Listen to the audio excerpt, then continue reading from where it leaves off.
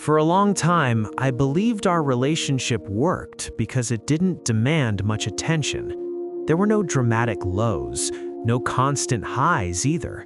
Just a steady, manageable rhythm that felt mature enough not to question. Her name is Claire. Mine is Daniel. We met in our late 20s, at a point when both of us were tired of intensity. We wanted something calmer, something that didn't require explanation every time you chose comfort over passion. At least, that's what we told ourselves. By the time we moved in together, our lives had already aligned in practical ways. Similar schedules, similar habits, similar expectations about what a future should look like. It felt efficient, and efficiency, I would later learn, can be mistaken for compatibility. Our mornings followed a pattern. Coffee first, phone second, conversation optional. We shared space well. We rarely disagreed. When we did, it was about things that didn't leave marks. Laundry, groceries, weekend plans, nothing that required emotional risk. I used to think that meant we were doing something right. Claire was thoughtful in quiet ways. She remembered things I forgot. She handled logistics effortlessly. Our life functioned because she paid attention to details I didn't want to think about. I appreciated that, maybe too much.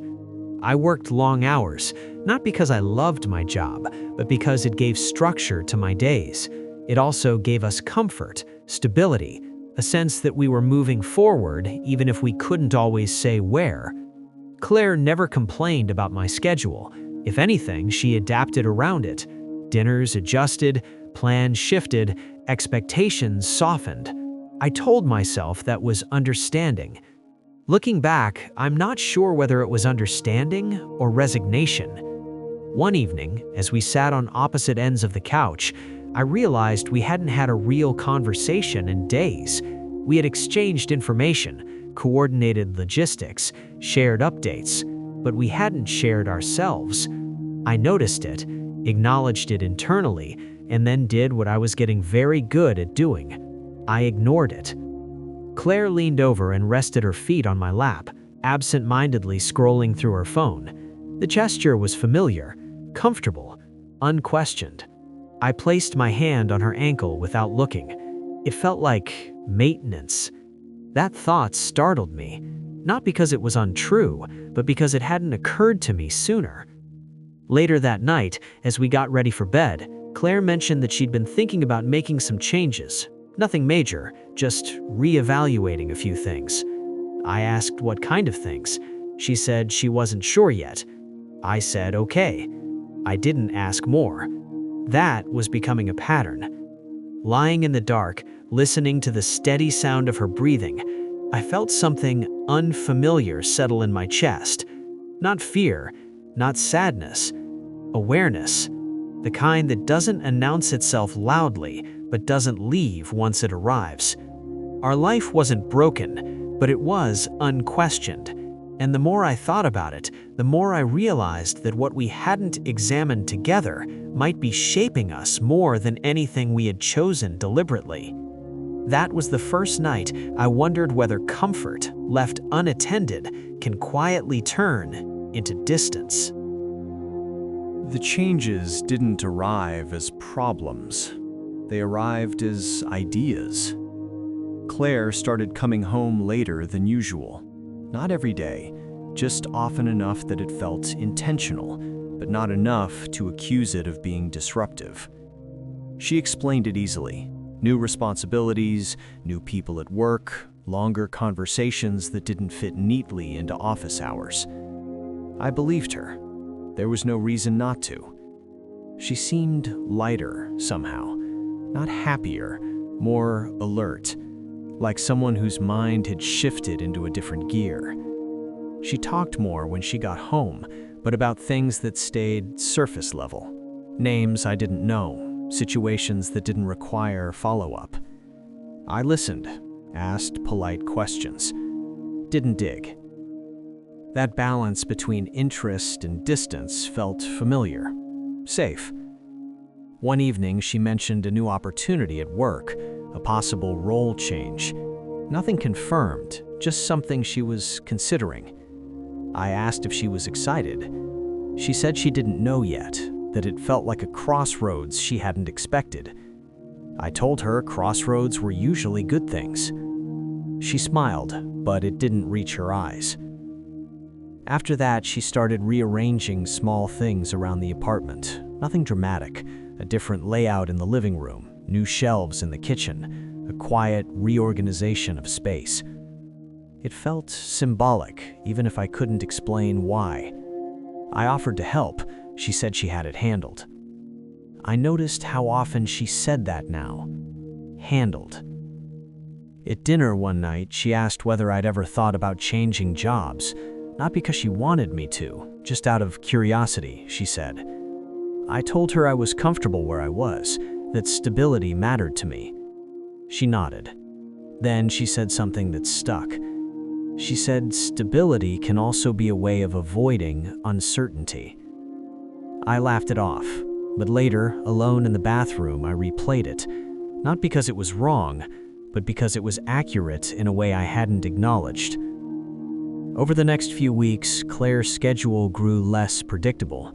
She stopped checking in about exact times, started assuming flexibility instead of asking for it. When I asked how her day was, she gave summaries instead of stories. I told myself that was normal, that independence was healthy, that couples didn't need to account for every shift in rhythm. Still, something about the way she moved through our shared space had changed. She felt temporary, not distant, just less anchored. One night, as we were brushing our teeth side by side, she caught my eye in the mirror and asked if I ever felt like we were coasting. The question caught me off guard. I said I thought coasting was underrated, that not everything needed to be examined. She nodded slowly. Then she said sometimes examination is the only way to know whether you're choosing something or just staying in it. I didn't respond. We went to bed without resolving anything, the question lingering between us like a piece of furniture no one had decided where to place. Lying there, I realized something unsettling. The comfort I had been protecting wasn't neutral, it was directional. And Claire, whether she meant to or not, was starting to move us somewhere I hadn't agreed to go. Not because she was wrong, but because I hadn't been paying attention. That was when I understood that change doesn't always demand permission. Sometimes it just waits for silence. I started noticing the difference in how Claire listened.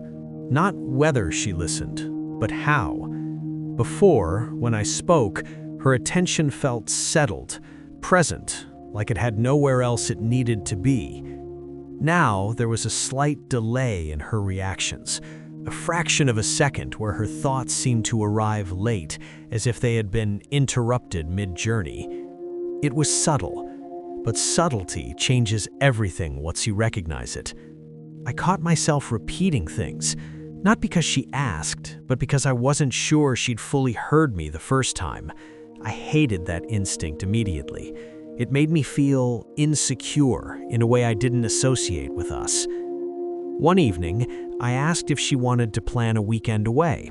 Nothing elaborate, just a break from routine. She said maybe, not no, just maybe.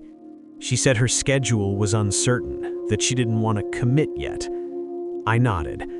Later that night, she mentioned going out with coworkers on Saturday, the same Saturday I had brought up. She said it casually, like the two things weren't connected. I told myself they weren't, but I noticed that she hadn't said maybe then. That pattern began repeating. Vague answers to shared plans, clear decisions about individual ones. I didn't confront her. I adjusted. Adjustment became my reflex. At work, I found myself distracted more often, thinking about conversations that hadn't happened yet, about questions I was postponing because I didn't know how to phrase them without sounding accusatory. I wasn't jealous. That was important to me. I wasn't imagining someone else. I wasn't searching for evidence. What bothered me wasn't the possibility of replacement, it was the feeling of being slowly deprioritized without explanation. One night, Claire came home energized, talkative. She described a conversation she'd had earlier that day, laughing softly as she reenacted parts of it. I asked who she was talking to. She paused. Then she said a few names, people from work. I nodded. She continued, but the rhythm was off now, less fluid, more measured. That pause stayed with me. Later, as we sat together in silence, I realized how rarely she asked about my inner world anymore. Not my day, my thoughts, my doubts, the things I used to volunteer because she made space for them. Now the space felt occupied, not by someone else, by something else. Momentum, maybe, or possibility. I started wondering whether I was holding on to a version of us that only existed because neither of us had questioned it yet. That thought scared me more than any concrete loss, because it meant I didn't know whether Claire was leaving or simply evolving in a direction that didn't include me. One evening, I asked her directly whether she felt connected to me lately. The question wasn't sharp, it wasn't loaded, it was tired. She looked at me for a long moment, like she was deciding how honest she could afford to be. She said she felt different, not disconnected, just changed. She didn't know what that meant yet. I told her I felt it too. That was the first time we acknowledged it out loud. The conversation ended without resolution. No argument, no reassurance, just recognition. As I lay awake that night, I realized something quietly devastating. The distance between us hadn't appeared suddenly. It had been growing inside the comforts we never questioned. And now that it had a name, it was no longer something I could ignore without choosing to lose myself in the process. The conversation didn't happen when I expected it to. It happened on a quiet Tuesday night when neither of us was prepared enough to perform. Dinner was already over, the kitchen was clean, the TV was off. There was no distraction left to hide behind. Claire sat across from me at the table, scrolling through her phone without really looking at it. I could tell because she hadn't moved her thumb in a while. I asked if she was thinking about something. She said yes. I waited. She said she felt like she had been changing faster than our relationship could keep up with. That she didn't mean to create distance. It just happened while she was trying to figure herself out. I asked where that left us. She hesitated. That hesitation felt heavier than any answer. She said she didn't know whether the life we had built was still aligned with who she was becoming. Not because it was bad, but because it was familiar in a way that no longer challenged her. I felt something tighten in my chest. I asked if she felt bored. She shook her head, said bored wasn't the right word. Comfortable was. I said comfort wasn't a failure. She agreed. Then she said comfort can still be limiting.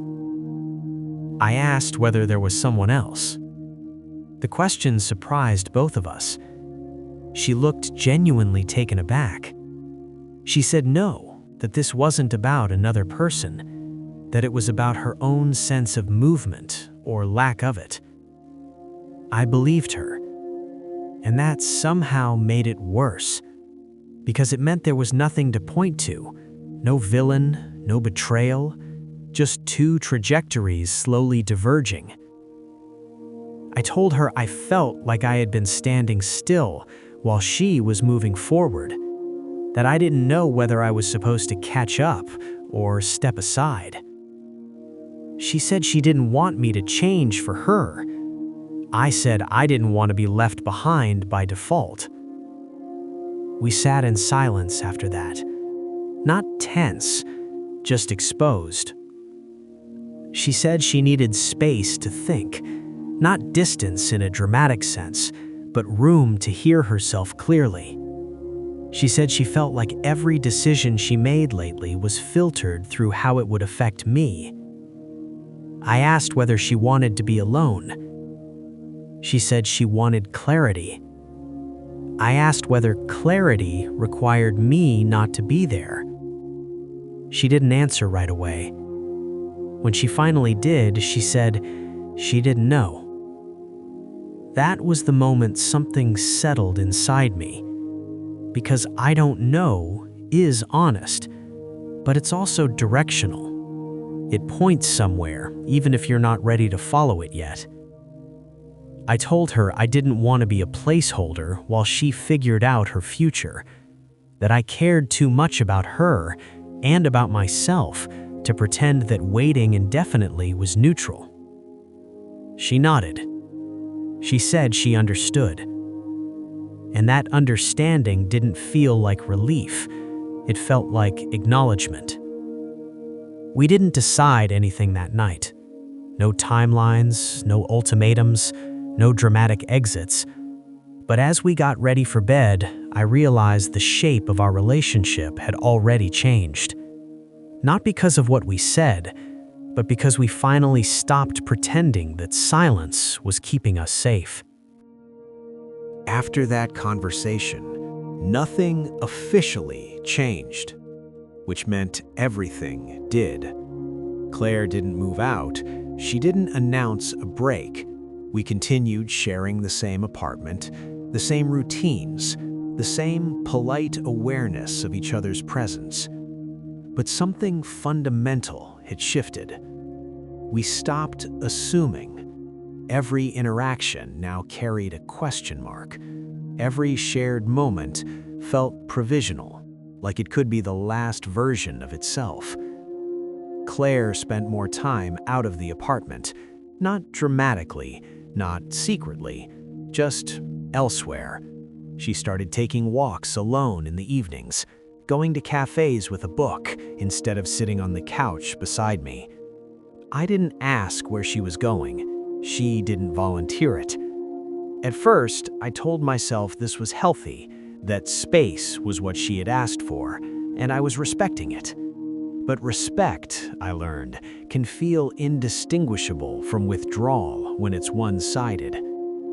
I noticed how careful she had become around me, not guarded, considerate, as if she didn't want to give me false signals, as if affection now required permission she wasn't sure she could grant. One night, I reached for her hand without thinking. She didn't pull away. She didn't squeeze back either. That moment stayed with me longer than it should have, because it told me everything I needed to know about where we were. We talked less, not because we were avoiding each other, but because we were running out of neutral ground. Everything meaningful felt too heavy. Everything light felt dishonest. I found myself replaying our earlier years, not nostalgically, analytically, looking for signs I had missed, moments when she might have started outgrowing the life we were building together. I wondered whether I had mistaken consistency for depth. One evening, Claire came home later than usual. She looked tired in a way that wasn't physical. She sat down across from me and said she had been thinking all day. I waited. She said the space had helped her notice how much of herself she had been holding back, how often she softened her ambitions so they would fit into our shared rhythm. She said she didn't blame me for that. That didn't make it easier. I asked what she wanted now.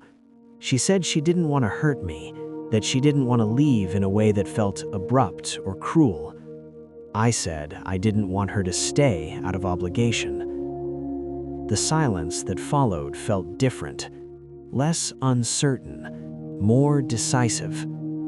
She said she thought we needed to live apart for a while, not because she wanted to erase what we had, but because she needed to understand who she was without adjusting herself around me. I asked whether this meant the end. She said she didn't know yet. I nodded. That answer had stopped surprising me. We talked about logistics, calmly, like adults, planning something neither of them wanted, but both understood. She would stay with a friend nearby. She didn't take much, just the things she needed day to day. When she packed her bag, she didn't rush. She didn't linger either. I watched from the doorway again, feeling a strange mix of sadness and clarity. When she hugged me before leaving, she whispered that she was grateful for how I was handling this.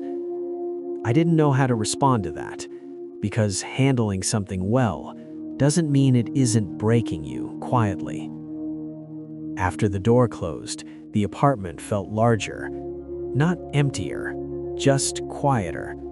And for the first time since this began, I realized that whatever came next wouldn't be decided by conversation anymore. It would be decided by how each of us lived in the absence of the other. Living alone felt unfamiliar in a way I hadn't anticipated. Not lonely, just unreferenced. Without Claire's presence, my days lost their usual markers.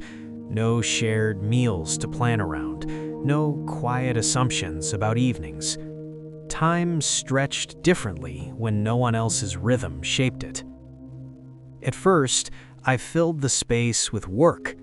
Longer hours, more structure, things that gave me a sense of forward motion without asking emotional questions. It worked, until it didn't. Weeks passed before Claire and I spoke again. When we did, it wasn't heavy, it wasn't emotional, it was careful, like two people testing the temperature of water they weren't sure they wanted to step back into. She said she was learning things about herself. The distance had clarified how much she had adjusted without noticing, how often she had chosen alignment over honesty.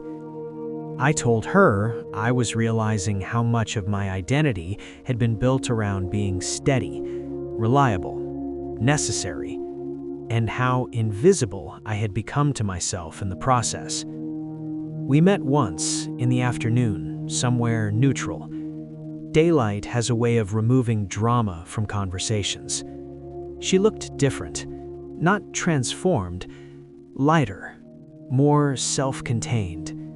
She said she didn't regret what we had, but she couldn't return to it unchanged, that the life we shared was real, just not sufficient anymore. I listened without interrupting. When she asked how I felt, I told her the truth. I said I had stopped wanting us back the way we were, that the distance had shown me how much I had stayed because it was easier than asking for more presence, more intention. She nodded. She said she felt the same. There was no argument, no bargaining, no attempt to rewrite the ending into something more comforting. We understood something important at the same time. Our relationship hadn't failed. It had completed the version of itself it was capable of becoming. When we stood to leave, she hugged me once, briefly, genuinely. She thanked me, not for letting her go, but for not trying to hold her still. Walking home alone, I noticed how quiet my thoughts felt. Not empty, just settled. I realized that comfort isn't the enemy of love. Complacency is. That relationships don't end because people change, but because they stop choosing each other consciously once change begins. Claire and I didn't end because someone was wrong. We ended because we outgrew a shared silence. And while that loss still carried weight, it also carried clarity. If I ever find myself building something like that again, I won't confuse peace with avoidance. I won't assume alignment without checking in. And I won't wait for distance to explain what presence could have prevented. Some relationships don't end in betrayal or anger. They end in understanding. And sometimes, that's the most honest ending there is.